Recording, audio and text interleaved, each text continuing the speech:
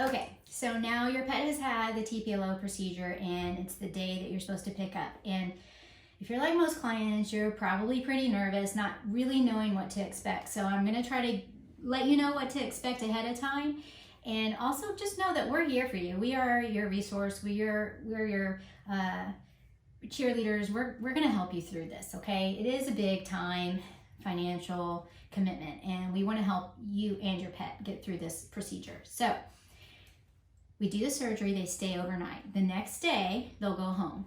They will go home with an e-collar, so the cone of shame, everybody hates it, but they have to wear it so that they can't look at their incision. They also go home with a help them up harness, which, helps you get them around. Really, really helpful, at least for the first 2 weeks and then beyond. And what to expect? What is your pet gonna look like? Well, they're gonna be shaved.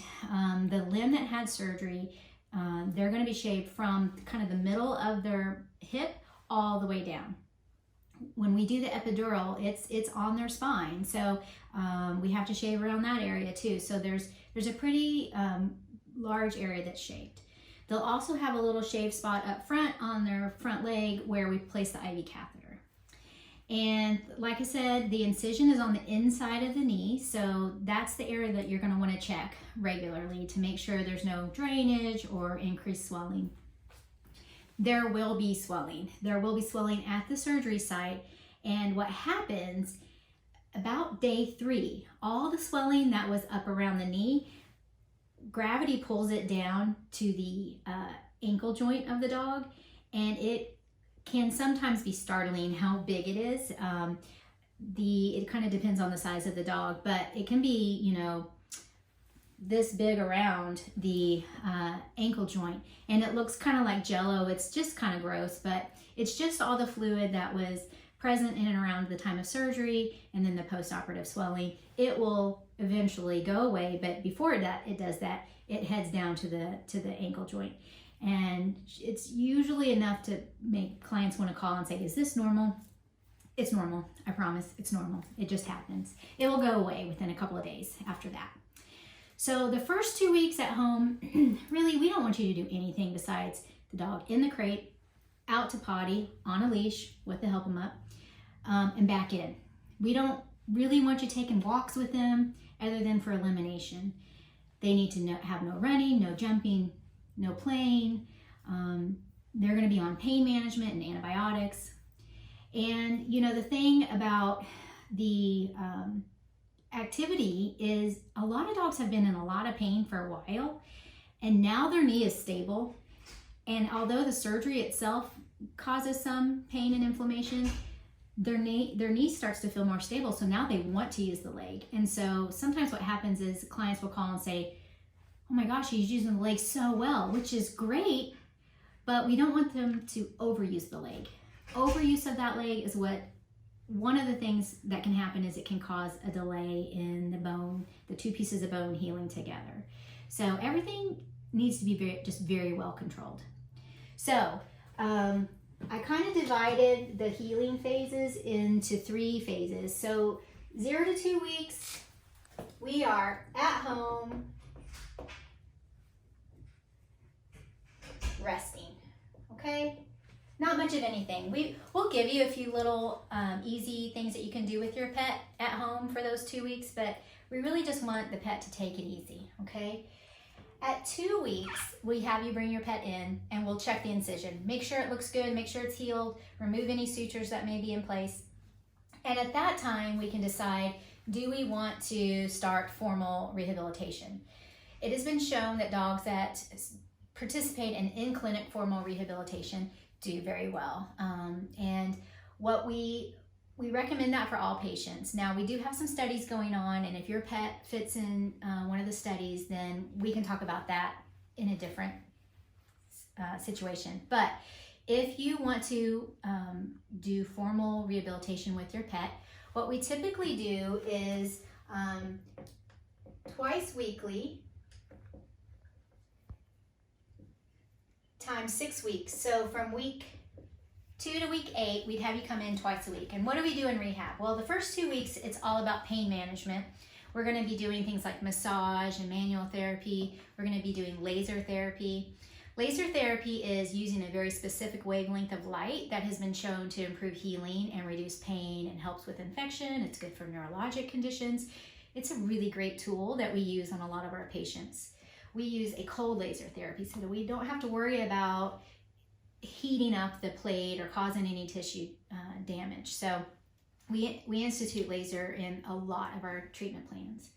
And we also do therapeutic exercises. Everything that we do exercise-wise is geared directly towards your pet's condition. So if your pet is recovering from a TPLO, typically the problems are they've lost muscle mass, they've lost range of motion, they're painful, and they're not using the limb appropriately. So our exercises are geared towards getting those things resolved. And so twice a week, 6 times a week, like I said, we'll do therapeutic exercise, we'll do laser, manual therapy. Manual therapy is things like joint compressions and mobilizations, dealing with painful secondary muscle pain. And then at about 4 weeks, we'll add the underwater treadmill. And what the underwater treadmill does, it provides for us a non-concussive exercise for our patients when they're trying to recover.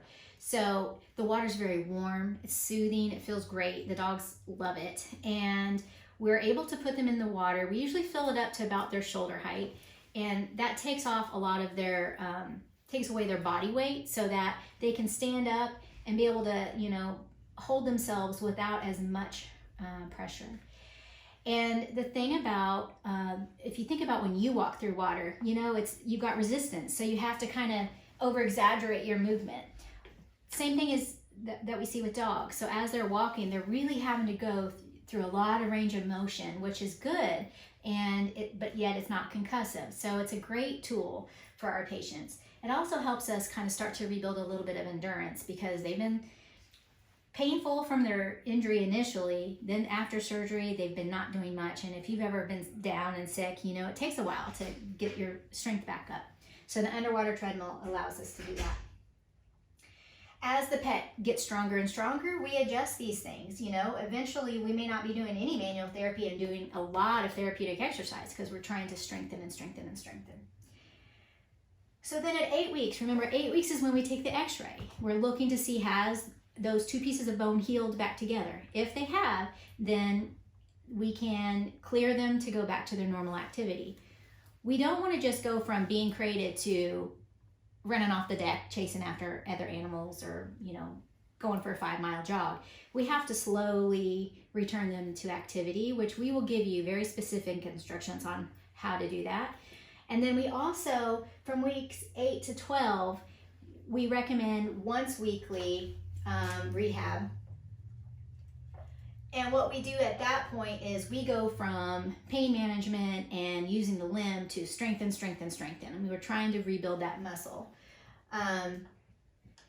So we're doing pretty much all TheraX, therapeutic exercise.